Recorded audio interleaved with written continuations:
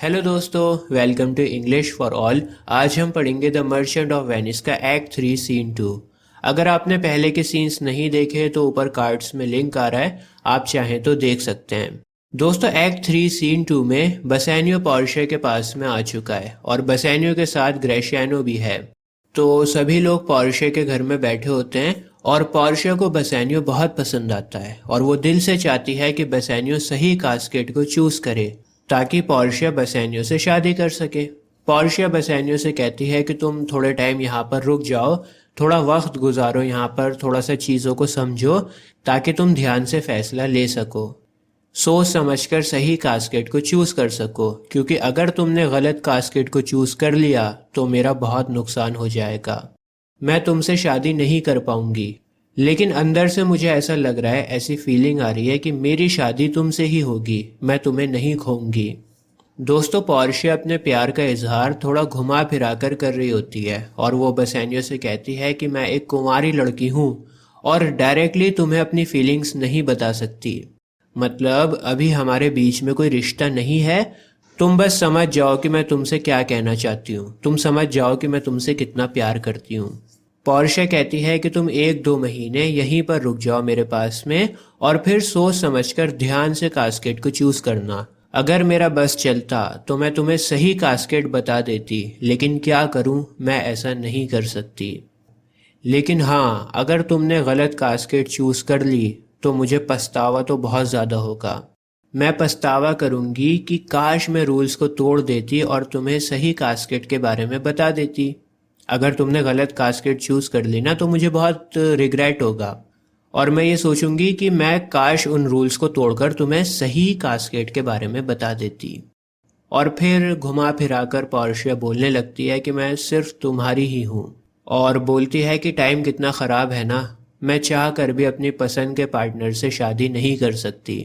बसैनियो, मेरी बात को मान लो, तुम थोड़े टाइम के लिए यहीं पर रुक जाओ। तुम थोड़े टाइम यहाँ पर रुकोगे तो हम थोड़ा बात भी कर लेंगे, एक दूसरे के साथ थोड़ा टाइम स्पेंड कर लेंगे, क्योंकि अगर तुमने गलत कास्केट को चूज कर लिया तो फिर ये थोड़ा टाइम भी हमारे पास से चला जाएगा, थोड़ा सा टाइम भी हम स्पेंड नहीं कर पाएंगे। बसैनियो कहता है नहीं नहीं, मैं अभी कास्केट को चूज करूंगा, मैं बहुत तकलीफ में हूँ, ज़्यादा टाइम नहीं ले सकता। दरअसल बसैनियो को एंटोनियो की बहुत ज़्यादा फिक्र हो रही है। शाइलॉक के पैसे अगर टाइम पर नहीं दिए तो एंटोनियो की जान भी जा सकती है। पोर्शिया कहती है कौन सी तकलीफ में हो, बताओ मुझे क्या दिक्कत है, यहाँ रुकने से मना क्यों कर रहे हो। बसैनियो कहता है कि मैं तुमसे बहुत प्यार करता हूँ, मेरे प्यार में कोई भी कमी नहीं है, लेकिन हो सकता है कि मेरी किस्मत ख़राब हो और किस्मत ख़राब होने की वजह से हम दोनों नहीं मिल पाए। हो सकता है किस्मत ख़राब होने की वजह से मैं गलत कास्केट को चूज़ कर लूँ। पोर्शिया कहती है वो बात तो ठीक है, लेकिन कुछ और भी है जो तुम मुझसे छुपा रहे हो, बताओ तुम्हें क्या तकलीफ है। बसैनियो कहता है कि तुम अपनी पूरी ज़िंदगी मेरे नाम कर दो, फिर मैं तुम्हें सच्चाई बताऊंगा। पोर्शिया कहती है ठीक है, मैंने दी तुम्हें अपनी पूरी ज़िंदगी, अब बताओ क्या बात है। बसैनियो कहता है कि मैं तुमसे बहुत प्यार करता हूँ और इतना प्यार करने के बाद भी तुम मेरी नहीं हो, बस इसी वजह से मैं परेशान हूँ। दोस्तों, बसैनियो एंटोनियो के बारे में कुछ बताना नहीं चाहता, लेकिन पोर्शिया फोर्स कर रही है उसको कि अपने दिल की बात को बताओ, तुम्हें क्या तकलीफ है। बसैनियो कहता है कि मुझे कास्केट्स के पास में लेकर चलो, मुझे अपनी किस्मत आजमानी है। पोर्शिया कहती है चलो ठीक है, तुम इतना कह रहे हो तो मैं तुम्हें दिखा देती हूँ कास्केट्स। देखो ये 3 कास्केट्स रखी हुई हैं और इन तीनों में से किसी एक कास्केट में मैं बंद हूँ, एक कास्केट में मेरी फ़ोटो लगी हुई है। अगर तुम मुझसे सच्चा प्यार करते हो तो तुम सही कास्केट को चूज़ करोगे। सभी लोग थोड़ा पीछे हो जाते हैं ताकि बसैनियो कंसंट्रेट कर सके। पोर्शिया सर्वेंट्स को ऑर्डर देती है कि अगर बसैनियो सही कास्केट को चूज़ करे तो बहुत अच्छा म्यूज़िक बजाना, लेकिन अगर उसने गलत कास्केट को चूज़ कर लिया तो बहुत ही दर्द भरा म्यूज़िक बजाना। जाओ बसैनियो, कास्केट्स को चूज़ करो और उसी तरह से मुझे बचा लो जिस तरह से एल्सिडीज ने हीजन को बचाया था सी मॉन्स्टर से। दोस्तों, ग्रीक मैथोलॉजी में एक वॉरियर था एल्सिडीज और एल्सिडीज ने सी मॉन्स्टर से लड़ाई करी थी और ट्रोजन की राजकुमारी हीजन को बचाया था। तो पोर्शिया भी यही बोल रही है कि जिस तरह से एल्सिडीज ने हीजन को बचाया था उसी तरह से तुम मुझे बचा लो। इसके बाद हरक्लिस का नाम भी लेती है और कहती है जाओ मेरे हरक्लिस। हरक्लिस भी ग्रीक मैथोलॉजी में एक बहुत ही पावरफुल वॉरियर था। पोर्शिया कहती है कि तुमसे ज़्यादा टेंशन तो मुझे हो रही है बसैनियो, पता नहीं क्या होगा। इसके बाद स्टेज पर म्यूज़िक बजने लगता है। म्यूज़िक के लिरिक्स कुछ इस तरह के होते हैं, हमारी ये इच्छाएं हमारे दिमाग से आती हैं या हमारे दिल से आती हैं। ये इच्छाएं तो न दिल में आती हैं न दिमाग में आती हैं। ये इच्छाएं तो आँखों में आती हैं और ये इच्छाएं बहुत जल्दी ख़त्म हो जाती हैं। और इन इच्छाओं को ख़त्म करने के लिए हम चर्च में बेल्स बजाते हैं, ding dong bell, I will begin it ding dong bell, all ding dong bell. इस तरह का गाना बज रहा होता है बैकग्राउंड में। अब बसैनियो भाई साहब फाइनली कास्केट्स को अपने सामने देखते हैं और कहते हैं कि चमकती हुई चीज़ें दुनिया को कितना धोखा देती हैं ना। दोस्तों, पहले ही डायलॉग से शेक्सपियर ने बसैनियो की मेंटेलिटी बता दी है। उसका मानना है कि हर चमकती हुई चीज़ सोना नहीं होती। बसैनियो कहता है कि दुष्ट इंसान अच्छा बोलता है क्योंकि अच्छा बोलकर वो अपने अंदर के शैतान को छुपाता है। गलत इंसान की मीठी बोली इसलिए होती है ताकि उसके अंदर के शैतान के बारे में आपको पता ना लगे। बाहर से तो कुछ और होता है और अंदर से कुछ और होता है, और गलत काम करके रिलीजन का सहारा लेता है। और कुछ लोगों में बहुत सारी कमियां होती हैं, तो उन कमियों को पूरा करने के लिए वो बहुत अच्छे अच्छे कपड़े पहनते हैं, ज्वेलरी पहनते हैं, मेकअप करते हैं ताकि उनकी कमियां छुप जाएं। और कुछ लोग बहुत डरपोक होते हैं लेकिन अपने आप को बहादुर दिखाने के लिए बड़ी बड़ी दाढ़ियां रखते हैं, बियर्ड रखते हैं। दोस्तों, हरक्लिस की भी बियर्ड थी। हरक्लिस मैंने आपको बताया है कि ग्रीक मैथोलॉजी का बहुत ही बहादुर वॉरियर था। तो कहता है कि बहुत सारे लोग डरपोक होते हैं लेकिन अपने आप को बहादुर दिखाने के लिए बियर्ड को रखते हैं। मतलब यही बोलना चाह रहा है घुमा फिरा कर कि लोग अंदर से कुछ और होते हैं और बाहर से कुछ और दिखाते हैं। तो इस तरह की बातें बसैनियो की मेंटेलिटी बताती हैं कि वो किस तरह से सोचता है। बसैनियो कहता है कि मैं तो ऐसी ब्यूटी को चूज़ करूँगा जो अंदर से बहुत अच्छी हो। मुझे मिडास जैसी गलती नहीं करनी है। दोस्तों, मिडास एक राजा था जो बहुत ही लालची था। तो मिडास को एक शराब मिला था उसके लालच की वजह से कि जो किसी भी चीज़ को वो छुएगा ना वो चीज़ सोना बन जाएगी। अगर रोटी खाएगा तो रोटी सोना बन जाएगी, अगर पानी पिएगा तो पानी सोना बन जाएगा, किसी भी चीज़ को हाथ लगाएगा वो चीज़ सोना बन जाएगी। तो बसैनियो कहता है कि मुझे मिडास जैसी कोई गलती नहीं करनी है। तो बसैनियो गोल्ड वाले कास्केट को रिजेक्ट कर देता है। फिर आता है सिल्वर। सिल्वर को देखकर बसैनियो कहता है कि ये तो बहुत ही कॉमन है।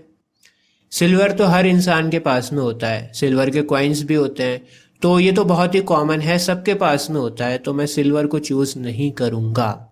ठीक है, तो इसने गोल्ड और सिल्वर दोनों को रिजेक्ट कर दिया है और अब फाइनली बचता है लेड। लेड कास्केट बचती है और बसैनियो फैसला करता है कि वो लेड कास्केट को चूज़ करेगा। हालांकि लेड पर लिखा हुआ था कि इस कास्केट को जो कोई भी चूज़ करेगा उसको वो भी खोना पड़ेगा जो उसके पास में है, लेकिन फिर भी बसैनियो लेड वाली कास्केट को चूज़ करता है। हालांकि लेड दिखने में बहुत ख़राब लग रही थी, इतना अट्रैक्टिव नहीं थी जितना गोल्ड और सिल्वर हैं, उतना लेड अट्रैक्टिव नहीं थी, बहुत फीकी सी लग रही थी उनके आगे। लेकिन बसैनियो का ये मानना है कि मुझे सिंप्लिसिटी अट्रैक्ट करती है। दोस्तों, पोर्शिया दूर खड़े होकर बहुत खुश हो रही होती है, उसे पता है कि लेड वाली कास्केट ठीक है। पोर्शिया कहती है कि मेरे सारे दुख, दर्द, तकलीफ़ें सब ख़त्म हो गई हैं, मुझे बहुत ज़्यादा खुशी हो रही है। समझ नहीं आ रहा कि इतनी खुशी को मैं संभालूं तो संभालूं कैसे। खुदा मेरी खुशी को थोड़ा सा कम कर दो, इतनी खुशी हो रही है कि मुझसे संभाली नहीं जा रही। फाइनली बसैनियो लेड का कास्केट खोलता है और उसमें पोर्शिया की पिक्चर रखी हुई होती है। बसैनियो कहता है वाह कितनी खूबसूरत पेंटिंग बनाई है, किसी देवता का क्रिएशन लगता है मुझे तो ये। कोई इंसान इतनी खूबसूरत पेंटिंग भला कैसे बना सकता है। कितनी खूबसूरत आंखें लग रही हैं, इन आंखों में तो मैं खो ही गया हूँ। इसके होठों के बीच में जो दरार रह गई है उस दरार में से खुशबूदार महक आ रही है। और पेंटर ने इतने घने बाल पेंट करे हैं जैसे मानो मकड़ी का जाला हो जिसमें सभी मर्द आकर उलझ गए हों। मुझे तो समझ नहीं आ रहा कि पेंटर ने इसकी आंखें बना कैसे दी। जब एक आंख बनाई होगी पेंटर ने तो उसमें खो क्यों नहीं गया पेंटर। एक आंख बनाकर पेंटर दूसरी आंख को कैसे बना सकता है। उसको तो मदहोश हो जाना चाहिए था एक आंख बनाकर ही। लेकिन चाहे मैं इस तस्वीर की कितनी ही तारीफ क्यों ना कर लूं, पोर्शे के आगे ये तस्वीर फीकी लगती है। दोस्तों, लेड वाली कास्केट में भी एक लेटर रखा हुआ होता है, तो अब बेसेनियो उस लेटर को पढ़ेगा। लेटर में लिखा होता है कि बहुत अच्छी बात है, तुम दिखावे से धोखा नहीं खाते हो, तुम रियल वैल्यू को पहचानते हो। अब तुम्हें पोर्शिया मिल चुकी है, उसके साथ खुश रहना और दुनिया की सभी लड़कियों को भूल जाना। अब तुम्हें पोर्शिया मिल गई है, सिर्फ उसी पर ध्यान लगाओ। चलो जाओ, अब जहाँ तुम्हारी पोर्शिया खड़ी हुई है वहाँ पर जाओ और उसको किस करो। बसेनियो पोर्शिया के पास में जाकर कहता है कि मुझे तो यकीन ही नहीं हो रहा कि मैं तुम्हें जीत चुका हूँ। इतना शोर हो रहा है यहाँ पर, इतनी खुशियाँ मनाई जा रही हैं, लेकिन मुझे तो अभी तक यकीन नहीं हो रहा कि अब तुम मेरी हो। प्लीज़ कंफर्म करो इस बात को कि तुम मेरी वाइफ बनने वाली हो। मुझे तो यकीन ही नहीं हो रहा है। पोर्शिया कहती है कि अब मैं सिर्फ तुम्हारी हूँ। हालांकि मैं अपने लिए ज़्यादा कुछ चाहती नहीं हूँ, लेकिन तुम्हारे लिए मैं चाहती हूँ कि मैं 10,000 गुना खूबसूरत हो जाऊँ, 10,000 गुना अमीर बन जाऊँ, ताकि मैं तुम्हारी नज़रों में ऊपर उठ सकूँ। बोलती है कि मैं अपने लिए खूबसूरत नहीं बनना चाहती, तुम्हारे लिए खूबसूरत बनना चाहती हूँ, तुम्हारे लिए और भी ज़्यादा अमीर बनना चाहती हूँ, ताकि मेरी वैल्यू तुम्हारी नज़रों में बढ़ जाए। मेरे अंदर बहुत सारी क्वालिटीज़ हैं, लेकिन अभी मैं इतनी एक्सपीरियंस्ड नहीं हूँ। मुझे दुनिया के बारे में ज़्यादा कुछ नहीं पता, लेकिन मैं इंटेलिजेंट बहुत हूँ, तो अगर तुम मुझे सिखाओगे तो मैं सीख जाऊँगी।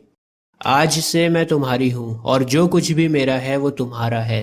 मेरे सारे सर्वेंट्स, ये पूरा महल और इस महल की शहजादी, सब कुछ तुम्हारा हो गया है।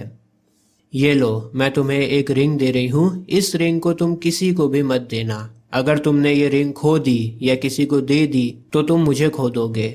ये रिंग हमारे प्यार की निशानी है और इसको हमेशा संभाल कर रखना, किसी को मत देना। बसेनियो कहता है, मैडम मेरे पास तो कोई लफ्ज़ ही नहीं है कहने के लिए, मैं अपने होश खो चुका हूँ। मुझे अभी तक यकीन नहीं हो पा रहा कि मैं तुम्हें जीत चुका हूँ। और रही बात इस रिंग की, अगर तुम्हें यह रिंग किसी और की उंगली में मिले तो समझ लेना कि बसेनियो मर चुका है। मतलब कहना चाह रहा है कि मैं ये रिंग किसी को भी नहीं दूंगा। नेरिसा कहती है कि खुशी मनाने के लिए आंखें तरस गई थीं। फाइनली आप पोर्शिया को जीत चुके हो, अब हमारा टाइम है खुशियां मनाने का। ग्रेशियानो भी बहुत देर से चुप खड़ा होता है और अब बोलता है वो भी। ग्रेशियानो कहता है कि मुबारक हो बसेनियो और पोर्शिया, मैं दुआ करता हूँ कि आपको बहुत खुशियाँ मिलें और जब बसेनियो की शादी हो रही हो तब मेरी शादी भी साथ में ही हो जाए। बसेनियो कहता है, ठीक है, तुम पार्टनर को ढूंढो, अगर तुम्हें पार्टनर मिल जाता है तो हम लोग साथ में शादी कर लेंगे। ग्रेशियानो कहता है कि लड़की तो मैंने देख ली है, पसंद आ गई है मुझे लड़की। तुमने पोर्शिया को चूज़ किया है और मैंने नेरिसा को पसंद कर लिया है। जिस तरह से आपकी किस्मत खुल गई है पोर्शिया को पाने के लिए, आप पोर्शिया को पाने के लिए यहाँ पर आए हो, तो मुझे भी नेरिसा मिल गई। आपको पोर्शिया मिली और मुझे नेरिसा मिल गई। और मैंने नेरिसा से बोल दिया था कि अगर बसेनियो पोर्शिया को जीत जाता है तो फिर मैं भी तुमसे शादी कर लूँगा। पोर्शिया नेरिसा से कहती है कि क्या ये सच है? ग्रेशियानो ठीक कह रहा है? नेरिसा कहती है, जी, ग्रेशियानो ने ऐसा कहा था मुझसे और मैं भी ग्रेशियानो को बहुत पसंद करती हूँ। और अगर आप सही समझें तो मैं भी ग्रेशियानो से शादी कर लूँगी। बसेनियो ग्रेशियानो से पूछता है, सच में नेरिसा से प्यार करते हो ना? मजाक तो नहीं कर रहे हो? सच में प्यार करते हो ना इससे? ग्रेशियानो कहता है, हाँ हाँ, मैं सच्चा प्यार करता हूँ नेरिसा से।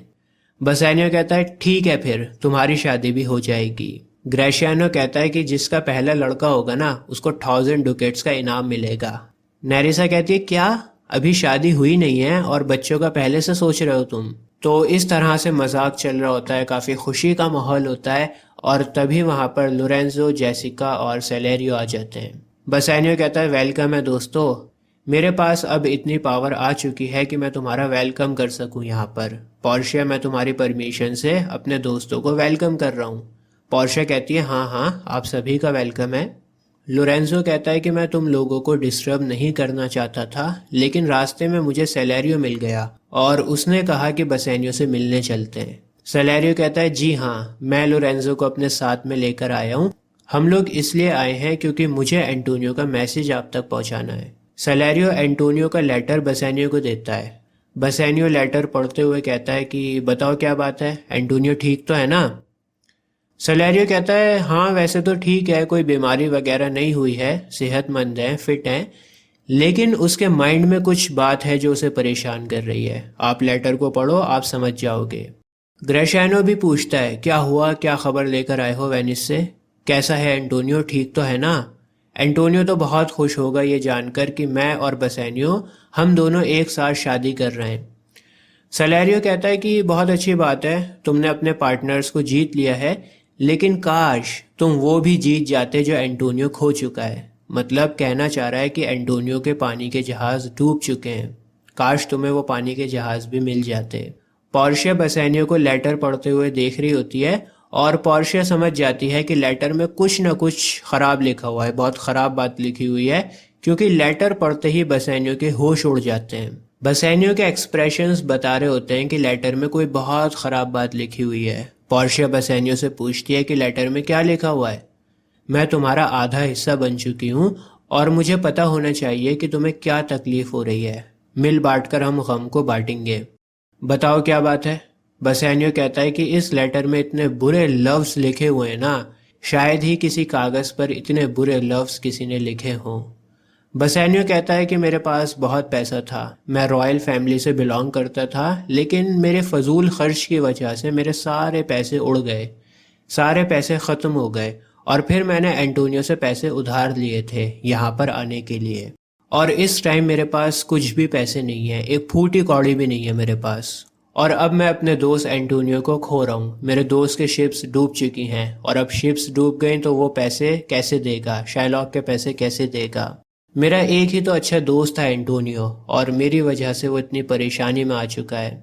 ये लो लेटर, पढ़ो इसे। ये लेटर ऐसा है जैसे मानो ये लेटर एंटोनियो की डेड बॉडी हो। मतलब बोलना चाह रहा है कि इस लेटर को पढ़कर उसको बहुत ज़्यादा तकलीफ हुई है, और एक एक लफ्ज़ ऐसा लिखा हुआ है जैसे मानो एंटोनियो का ज़ख्म हो, उसका खून हो।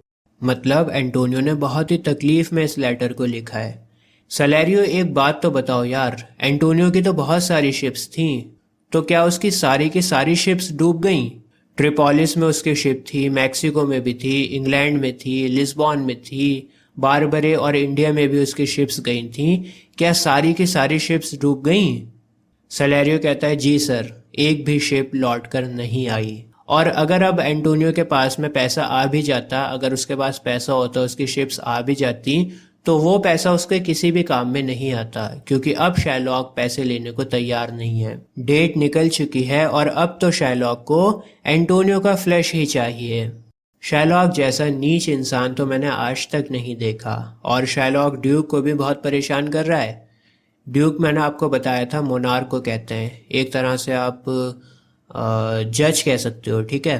तो शाइलॉक ड्यूक को परेशान कर रहा होता है कि मुझे एंटोनियो का फ्लैश चाहिए, मुझे जस्टिस चाहिए, इसने मेरा पैसा डुबो दिया है और अब कानून के तहत मुझे इसका फ्लैश चाहिए। हालांकि ड्यूक ने भी शाइलॉक को बहुत समझाया था कि थोड़े से पैसे के लिए एंटोनियो के साथ ऐसा मत करो, थोड़े से पैसे के लिए एंटोनियो के साथ इतना बुरा क्यों करना चाहते हो, लेकिन शाइलॉक ने किसी की भी बात नहीं सुनी। जेसिका कहती है कि जब मैं घर में थी ना, तब शाइलॉक अपने दोस्तों से बोलता था कि एंटोनियो चाहे 20 गुना ज़्यादा पैसा मुझे दे दे वापस लौटाकर, लेकिन मैं पैसा नहीं लूँगा, मुझे तो उससे रिवेंज चाहिए, बदला चाहिए, उसको नहीं बख्शने वाला मैं तो एंटोनियो की जान लेकर रहूँगा। मुझे तो बहुत डर लग रहा है, एंटोनियो की जान खतरे में है। शाइलॉक अब नहीं मानने वाला, चाहे जितना ही पैसा उसको दे दो। पोर्शिया कहती है, बसेनियो, क्या एंटोनियो तुम्हारा बहुत ही ख़ास दोस्त है? बसेनियो कहता है कि उससे अच्छा दोस्त तो कोई है ही नहीं, मेरा बेस्ट फ्रेंड है, इससे अच्छा इंसान तो पूरी इटली में कहीं पर नहीं है। पोर्शिया कहती है, अच्छा तो ये बताओ कि कितना पैसा दिया था यहूदी ने? बसेनियो कहता है कि हमें 3000 डुकेट्स वापस लौटाने हैं। पोर्शिया कहती है, बस 3000 डुकेट्स? अरे उसे 6000 डुकेट्स दे दो, चलो 6000 डुकेट्स को डबल कर दो, 12000 डुकेट्स दे दो उसको, बात ख़त्म करो। चलो एक काम करो, 12000 को भी छोड़ो, तुम 12000 का ट्रिपल कर दो, 36000 डुकेट्स दे दो उसको, ख़त्म करो बात को और इस झगड़े को ख़त्म करो। मैं नहीं चाहती कि तुम्हारी वजह से तुम्हारे दोस्त को तकलीफ पहुंचे। चलो पहले हम लोग चर्च में चलते हैं, शादी करते हैं सबसे पहले, और फिर तुम वेनिस चले जाना अपने दोस्त के पास में। खूब सारा पैसा लेके जाना, 20 गुना ज़्यादा पैसा लेके जाना, और अपनी दोस्ती का फ़र्ज़ निभाना। नेरिसा और मैं यहीं पर तुम्हारा वेट करेंगे और जल्दी से अपने दोस्त एंटोनियो को छुड़ा लो वहाँ से और हमसे फिर मिलवाने के लिए लेकर आना। जब तुम यहाँ पर नहीं होगे तो हम लोग ऐसे रहेंगे जैसे हम लोग विधवा हैं या कुंवारे हैं। मतलब बोलना चाह रही है कि तुम्हारे पीछे हम लोग कोई अफेयर वगैरह नहीं चलाएंगे, एकदम प्योर रहेंगे, हमारी इंटेंशन एकदम प्योर रहेगी। तुम्हारा इंतज़ार करेंगे, चलो जल्दी से शादी करते हैं और फिर तुम वेनिस चले जाना। अब थोड़ा सा खुश हो जाओ और मुझे वो लेटर पढ़कर सुनाओ कि एंटोनियो ने क्या लिखा है। दोस्तों अब बसेनियो एंटोनियो का लेटर पढ़ेगा।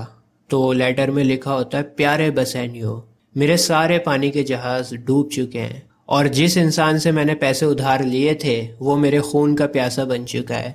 पैसा मेरे पास है नहीं और शैलॉक मेरे पीछे लग चुका है। तो जैसा एग्रीमेंट में लिखा हुआ था, बॉन्ड में लिखा हुआ था, अब हमें वैसे ही करना पड़ेगा। शैलॉक मेरा फ्लैश निकालेगा और मैं मर जाऊंगा। लेकिन कोई बात नहीं, तुम मेरी फिक्र मत करो और तुमने जो पैसा मुझसे उधार ले रखा है ना, वो सब मैं माफ़ करता हूँ। तुम्हारे ऊपर कोई भी कर्जा नहीं है मेरा, मैं सब माफ़ करता हूँ। मेरी तो बस यही ख्वाहिश है कि मरने से पहले मैं तुम्हें एक बार देख लूँ, मरने से पहले तुम्हें देखना चाहता हूँ। लेकिन पहले अपना काम करना दोस्त, पहले पोर्शे को जीतना। अगर तुम्हारे काम में कोई रुकावट नहीं आए, अगर तुम फ्री हो, तुम्हें कोई परेशानी नहीं हो, तभी मुझसे मिलने आना। अगर तुम बिजी हो तो मत आना, अपना काम करो पहले। तो इस तरह से लेटर लिखा होता है। पोर्शे कहती है, सब कुछ छोड़ो, सब भूल जाओ, पहली फुर्सत में तुम वेनिस रवाना हो। यहाँ पर मत रुको, जल्दी जाओ जल्दी जाओ जल्दी जाओ। बसेनियो कहता है, हाँ हाँ जल्दी से मैं निकलता हूँ और अब दुनिया की कोई भी ताकत मुझे एंटोनियो से मिलने से नहीं रोक सकती। और इसी के साथ हमारा एक्ट 3 सीन 2 ख़त्म हो जाए। दोस्तों अगर आपको मर्चेंट ऑफ वेनिस के आगे की कहानी जाननी है तो अभी आपकी स्क्रीन पर एक प्लेलिस्ट आ रही होगी। इस प्लेलिस्ट पर क्लिक कर कर आपको सभी एक्ट्स और सीन्स मिल जाएंगे। आज के लिए बस इतना ही। जय हिंद।